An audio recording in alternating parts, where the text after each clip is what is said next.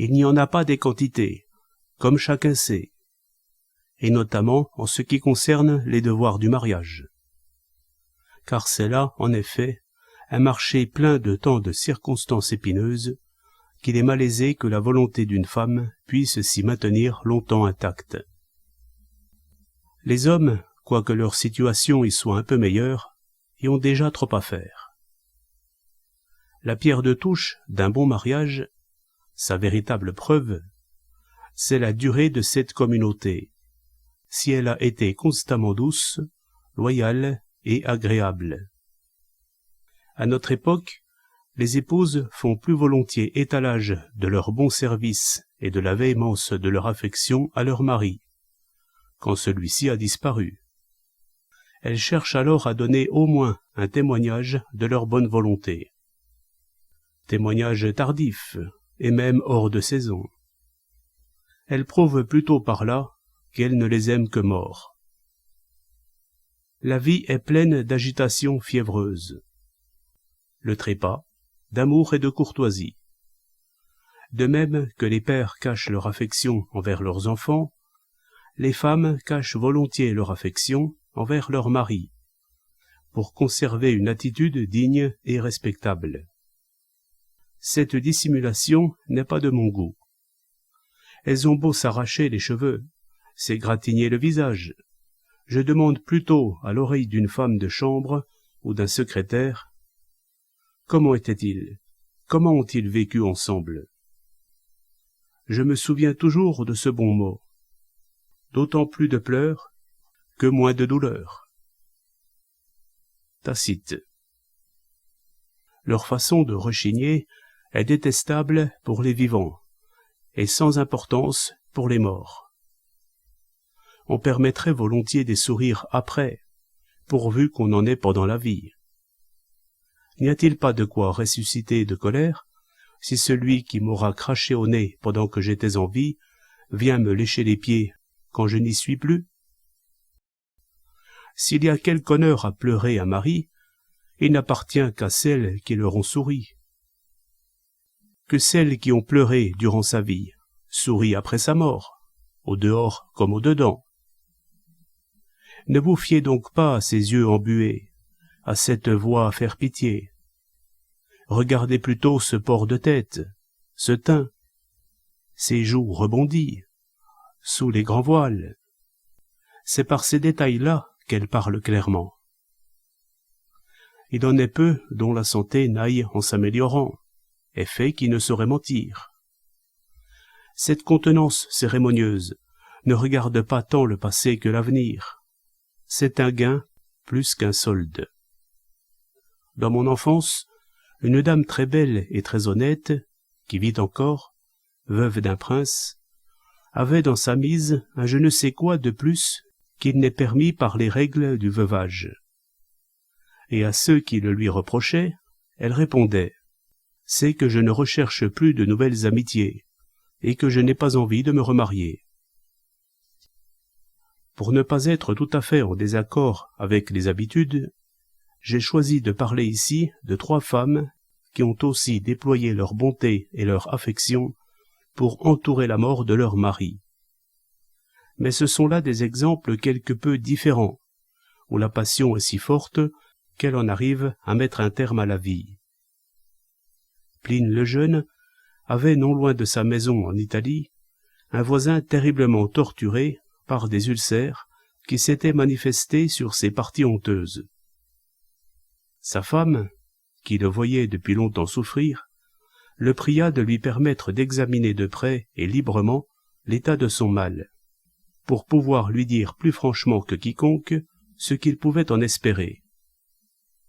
Après avoir obtenu cette permission et l'avoir soigneusement examiné, elle se rendit compte qu'il était impossible qu'il pût en guérir, et que tout ce qu'il pouvait en attendre, c'était de traîner fort longtemps une vie douloureuse et languissante.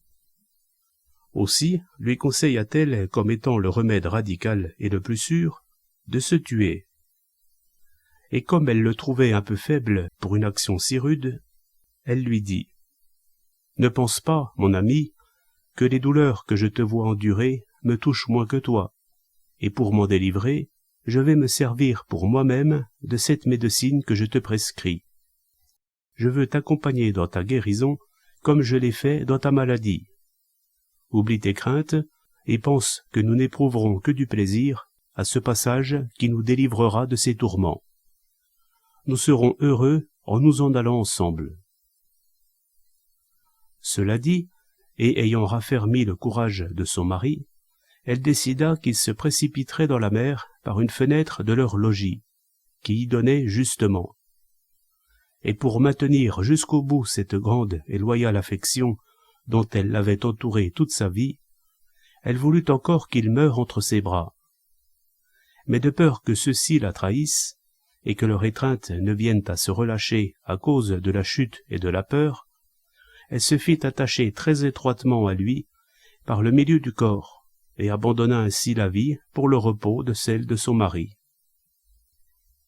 Cette épouse-là était de condition modeste, et parmi les gens de cette sorte, il n'est pas si rare de rencontrer une action d'une exceptionnelle qualité. C'est chez eux que la justice sur la terre a fait ses derniers pas. Virgile. Les deux autres dont je vais parler sont de condition noble et riche, où les exemples de vertu sont plus rares. Arria, femme de Caecina Paetus, ancien consul, était la mère d'une autre Arria, femme de Thrasea Paetus, dont la vertu fut si renommée du temps de Néron, et qui, par ce gendre, était la grand-mère de Phania.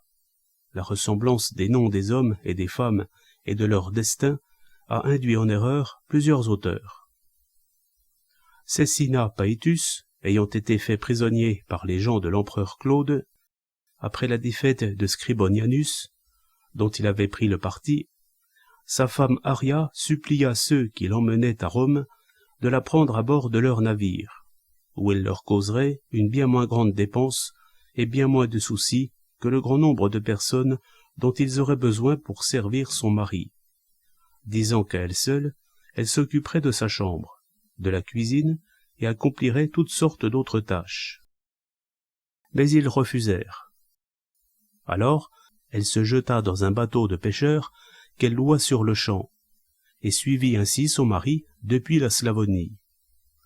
Quand ils furent arrivés à Rome, un jour, en présence de l'empereur, Junia, veuve de Scribonianus, s'étant approchée d'Arria familièrement, à cause de la ressemblance de leur destin, celle-ci la repoussa brutalement en lui disant « Moi, te parler ou t'écouter, alors que Scribonianus a été tué près de toi et que tu vis encore ?»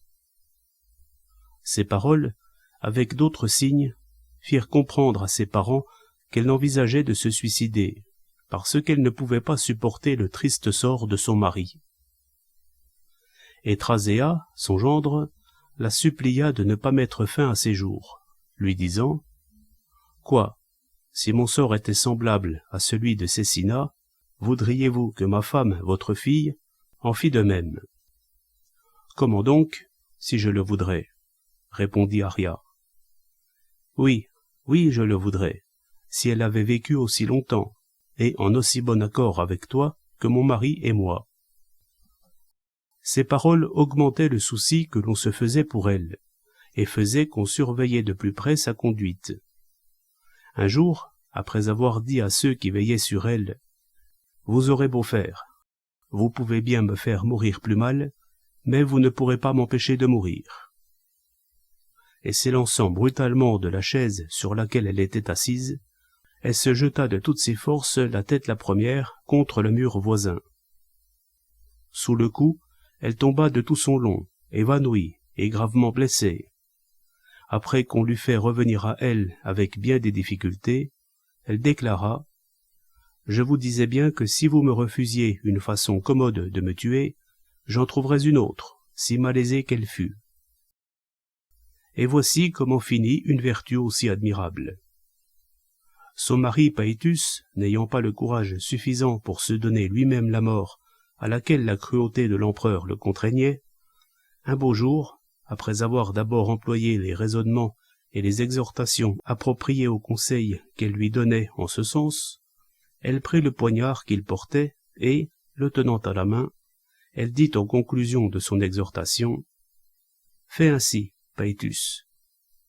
Et au même instant, s'en étant donné un coup mortel dans la poitrine, et l'arrachant de sa plaie, elle le lui présenta pendant qu'elle se mourait, avec ces nobles, généreuses et immortelles paroles « Paete, non dolet ». Elle n'eut le temps que de dire ces 3 mots d'une si grande profondeur. « Tiens, Paetus, cela ne fait pas mal. » Quand Arria la chaste présenta à Paetus le glaive qu'elle venait de retirer de son sein, « Crois-moi, dit-elle, ce coup ne me fit point de mal, mais celui que tu vas te porter me fait déjà souffrir. » Martial. Les paroles d'Arria sont bien plus vivantes dans leur forme originale, et même d'un sens plus riche. Car les plaies, la mort de son mari et la sienne, tout cela ne pouvait guère être douloureux pour elle, qui en avait été la conseillère et l'inspiratrice. Mais après avoir accompli cette noble et courageuse entreprise pour le seul bien de son mari, c'est encore de lui qu'elle se préoccupe dans le dernier acte de sa vie, en cherchant à lui ôter la crainte de la suivre dans la mort. Paetus se frappa aussitôt avec ce même glaive, et peut-être honteux, à mon avis, d'avoir eu besoin d'un si cher et si précieux enseignement. Pompeia Paulina, jeune romaine et dame de très noble famille, avait épousé Sénèque, alors qu'il était déjà très âgé. Néron, son cher disciple, lui envoya ses sbires pour lui signifier sa condamnation à mort. Cela se passait ainsi. Quand les empereurs romains de cette époque avaient condamné un homme de qualité, ils lui faisaient transmettre par leurs officiers l'ordre de choisir la mort qui lui convenait, dans tel ou tel délai, qu'ils lui fixaient selon le degré de leur colère, tantôt très court, tantôt plus long, lui fixant un terme pour qu'il puisse régler auparavant ses affaires, mais quelquefois aussi lui en ôtant la possibilité par la brièveté du délai. Et si le condamné résistait à leur ordre, ils envoyaient des gens capables de l'exécuter, soit en lui tranchant les veines des bras et des jambes, soit en le forçant à avaler du poison. Mais les gens d'honneur n'attendaient pas d'en arriver à cette extrémité, et se servaient de leurs propres médecins et chirurgiens pour cela. Sénèque écouta les sbires de Néron avec un visage tranquille et ferme, et ensuite demanda du papier pour faire son testament. Cela lui ayant été refusé par le chef, il se tourna vers ses amis et leur dit « Puisque je ne puis vous laisser autre chose en reconnaissance de ce que je vous dois, je vous laisse au moins ce que j'ai de plus beau, à savoir le souvenir de mon caractère et de ma vie, que je vous demande de conserver dans votre mémoire, pour que de cette façon vous vous fassiez la réputation de sincères et véritables amis. » Et en même temps, tantôt il calmait par de douces paroles les souffrances qu'il les voyait endurer, tantôt il enflait sa voix pour les morigéner. Où sont les beaux préceptes de la philosophie? Que sont devenues les provisions que nous avons faites pendant tant d'années contre les coups du sort? La cruauté de Néron nous était-elle inconnue?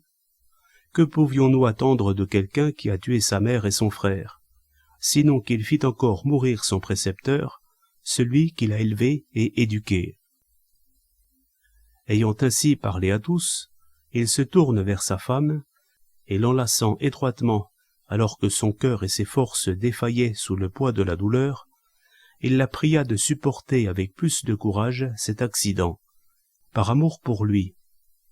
Il lui dit que l'heure était venue de montrer, non plus par des raisonnements et des discours, mais par des actes, le fruit qu'il avait tiré de ses études, qu'il ne faisait aucun doute qu'il accueillait la mort non seulement sans douleur, mais même avec allégresse.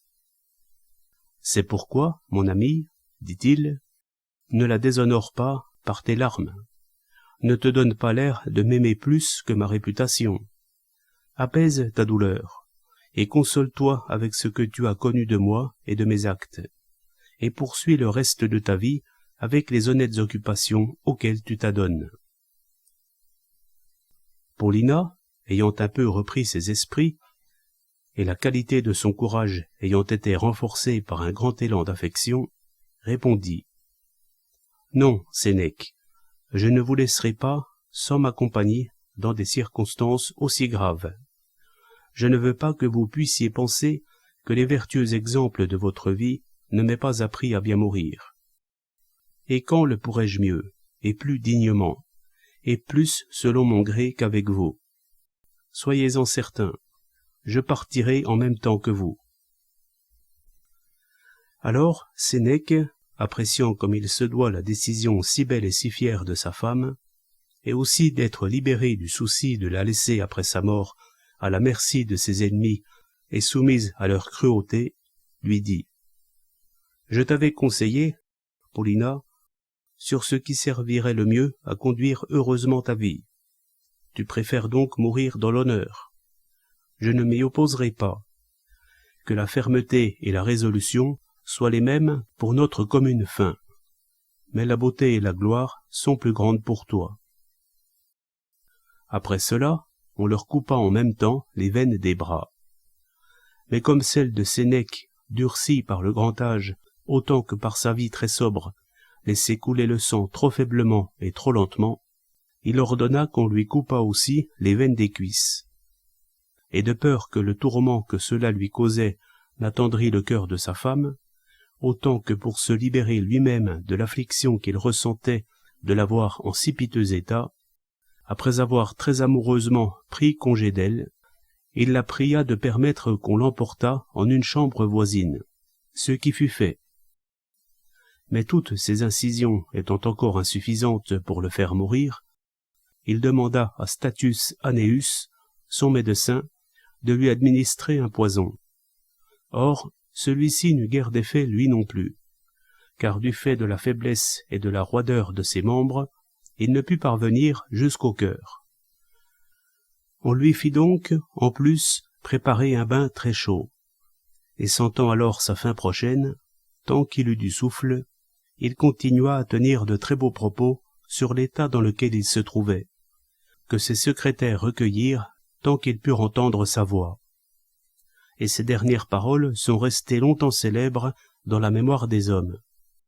C'est d'ailleurs une perte terriblement fâcheuse qu'elle ne soit parvenue jusqu'à nous. Sentant venir ces derniers moments, il prit de l'eau du bain toute sanglante et s'en aspergea la tête en disant « Je voue cette eau à Jupiter, le libérateur. » Averti de tout cela, Néron, craignant qu'on lui reproche la mort de Paulina, qui appartenait à la bonne société romaine, et envers laquelle il n'avait pas d'inimitié particulière, envoya précipitamment des gens pour panser ses blessures. Ce fut fait sans même qu'elle s'en aperçût, étant déjà à demi morte et sans connaissance. Et si elle a vécu depuis, contre son gré, ce fut très honorablement et conformément à la qualité de son caractère, montrant par la pâleur de son visage combien sa vie s'était écoulée par ses blessures. Voilà mes 3 histoires vraies, que je trouve aussi belles et tragiques que celles que nous inventons nous-mêmes pour plaire au public. Et je m'étonne que ceux qui s'adonnent à cela n'aient pas l'idée de chercher plutôt dans les 10 000 très belles histoires que l'on trouve dans les livres. Ils en auraient moins de peine, et on en tirerait plus de plaisir et de profit. Et celui qui voudrait en faire une œuvre d'ensemble dont toutes les parties se tiendraient entre elles, n'aurait besoin d'y apporter que la liaison, comme on le fait pour souder entre eux des métaux différents. Il pourrait entasser de cette façon quantité d'événements de toutes sortes, en les arrangeant et en les diversifiant selon que la réussite de l'ouvrage le demanderait, à peu près comme Ovide a cousu et agencé ses métamorphoses à partir d'un grand nombre de fables diverses. Dans le dernier couple dont j'ai parlé, il est encore intéressant de remarquer que si Paulina offre volontiers de quitter la vie pour l'amour de son mari avait autrefois quitté la mort par amour pour elle. Nous ne voyons pas grand équilibre dans cet échange, mais en fonction de ses opinions stoïciennes, Je crois qu'il pensait pourtant avoir autant fait pour elle, en prolongeant sa vie en sa faveur, que s'il était mort pour elle. Dans l'une des lettres qu'il écrivit à Lucilius, il raconte d'abord comment, la fièvre l'ayant pris à Rome, il monta soudain en voiture pour une maison qu'il avait à la campagne, contre l'avis de sa femme, qui voulait l'en empêcher, et à qui il avait répondu que la fièvre qui le tenait n'était pas celle du corps, mais du lieu. Puis il poursuit ainsi. Elle me laissera partir, avec force recommandations pour ma santé. Or, moi qui sais que sa vie est tout en moi, je m'occupe d'abord de moi pour m'occuper d'elle. Le privilège de la vieillesse, qui me rend plus ferme et plus résolu pour certaines choses, s'efface quand je me souviens que dans ce vieillard, il y a une jeune personne à qui je suis nécessaire. Puisque je ne puis l'amener à m'aimer plus courageusement, elle m'amène à m'aimer moi-même avec plus de soin. C'est qu'il faut bien concéder quelque chose aux affections véritables, et parfois, même si les circonstances nous poussent en sens contraire, il faut rappeler la vie, même si cela est pénible. Il faut arrêter avec ses dents l'âme prête à s'envoler. Puisque la règle de vie pour les gens de bien, ce n'est pas vivre aussi longtemps qu'il leur plaît, mais aussi longtemps qu'ils le doivent. Celui qui n'a pas assez d'estime envers sa femme ou un ami pour vouloir prolonger sa vie, et qui s'acharne à mourir, est trop faible et trop délicat. Il faut que l'âme sache s'imposer, cela, quand l'intérêt des nôtres l'exige. Il faut parfois nous dévouer pour nos amis, et quand nous voudrions mourir pour nous, y renoncer pour eux. C'est une preuve de noblesse de cœur que de revenir vers la vie en considération d'autrui, comme l'ont montré plusieurs grands personnages. Et c'est un trait de sagesse remarquable que de conserver la vieillesse, dont le plus grand avantage réside dans une certaine nonchalance envers sa durée, avec un plus grand courage et un plus grand dédain envers la vie, si l'on sent que cela peut être doux, agréable et profitable à quelqu'un que l'on aime beaucoup. On en reçoit d'ailleurs une très plaisante récompense. Est-il rien de plus doux en effet que d'être si cher à sa femme que, par égard pour elle, on en devienne plus cher à soi-même? Ainsi, ma Paulina m'a-t-elle communiqué non seulement sa crainte, mais a aussi suscité la mienne. Il ne m'a pas suffi de considérer avec quelle fermeté je pourrais mourir. J'ai aussi considéré combien elle pourrait avoir de peine à supporter cela. Je me suis donc obligé à vivre, et c'est quelquefois faire preuve de magnanimité que de vivre. Voilà ses propres mots. Excellent, comme le fut sa conduite.